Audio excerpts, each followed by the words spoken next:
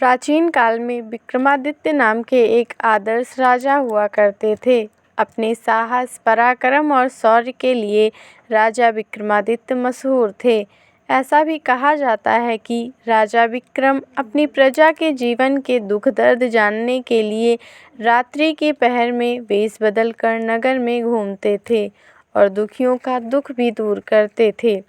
प्राचीन साहित्य वार्तालेख बेताल पच्चीसी महाकवि सोमदेव भट्ट द्वारा 2500 वर्ष पूर्व रचित किया गया था और उसी के अनुसार राजा विक्रम ने बेताल को 25 बार पेड़ से उतार कर ले जाने की कोशिश की थी और बेताल ने हर बार रास्ते में एक नई कहानी राजा विक्रम को सुनाई थी। एक तांत्रिक 32 लक्षण वाले स्वस्थ ब्राह्मण पुत्र की बलि देने का तांत्रिक अनुष्ठान करता है ताकि उसकी इसी हेतु वह एक ब्राह्मण पुत्र को मारने के लिए उसके पीछे पड़ता है, परंतु वह ब्राह्मण पुत्र भागकर जंगल में चला जाता है और वहां उसे एक प्रेत मिलता है जो ब्राह्मण पुत्र को उस तांत्रिक से बचने के लिए शक्तियां देता है, जो वही प्रेत रूप में पेड़ पर उल्टा लटक जाने को कहता है और यह भी कहता है कि जब तक वह उस पेड़ पर रहेगा तब तक वह तांत्रिक उसे नहीं मार पाएगा। वही ब्राह्मण पुत्र बेताल होता रहेगा। कपटी तांत्रिक एक भिक्षुक योगी का स्वांग रचता है। वही ब्राह्मण पुत्र बेताल होता है।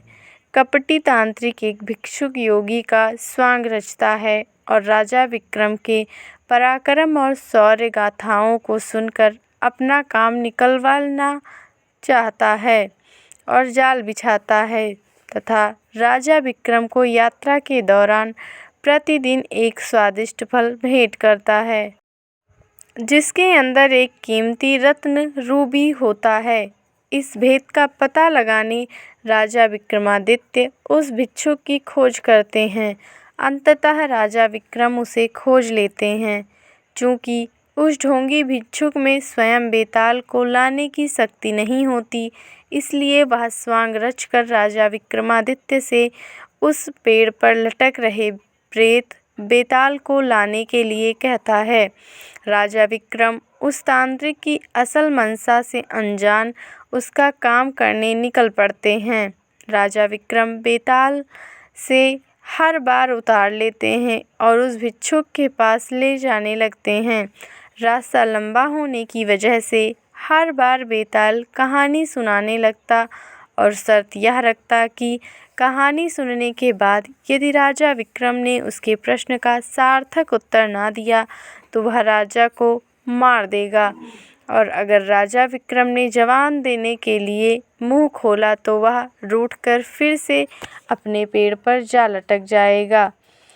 उनका अंत क्या हुआ? राजा मुर्दे को लेकर योगी के पास आया। योगी राजा को और मुर्दे को देखकर बहुत प्रसन्न हुआ।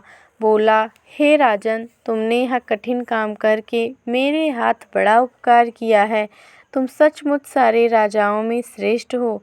इतना कहकर उसने मुर्दे को उसके कंधे से उतार लिया और उसे स्नान कराकर फूलों की माला से सजाकर रख दिया। फिर मंत्र बल से बेताल का आवाहन करके उसकी पूजा की। पूजा के बाद उसने राजा से कहा, हे राजन, तुम शीश झुकाकर इसे प्रणाम करो। राजा को बेताल की बात याद आ गई। उसने कहा, मैं राजा हूँ, मैं कभी किसी को सिर नहीं झुकाया। आप पहले सिर झुकाकर बता दीजिए। योगी ने जैसे ही सिर झुकाया, राजा ने तलवार से उसका सिर काट दिया। बेताल बड़ा खुश हुआ। बोला, राजन, यह योगी विद्याधरों का स्वामी बनना चाहता था, अब तुम बनोगे। मैंने तुम्हें बहुत हैरान किया है। तुम जो चाहो सो मांग लो। राजा ने कहा, अगर आप मुझसे खुश हैं तो मेरी प्रार्थना यह है कि आपने जो 24 कहानियाँ सुनाई वह और 25 ये है, सारे संसार में प्रसिद्ध हो जाएं और लोग इन्हें आदर से पढ़ें। बेताल ने कहा, ऐसा ही होगा। ये कथाएं बेताल पच्चीसी की नाम से मशहूर होंगी और जो इन्हें पढ़ेंगे उनके पाप दूर हो जाएंगे। यह कहकर बेताल चला गया। उसके जाने के बाद शिवाजी ने प्रकट होकर कहा, राजन, तुमने अच्छा किया जो इस दुष्ट साधु को मार डाला। अब तुम जल्दी से सातों द्वीपों और पाताल सहित सारी पृथ्वी पर राज्य स्थापित करोगे। इसके बाद शिवाजी अंतर्ध्यान हो गए। काम पूरे करके राजा शमशान से नगर में आ गया। कुछ ही दिनों में वह सारी पृथ्वी पर राजा बन गया और बहुत समय तक आनंद से राज करते हुए अंत में भगवान में समा गया।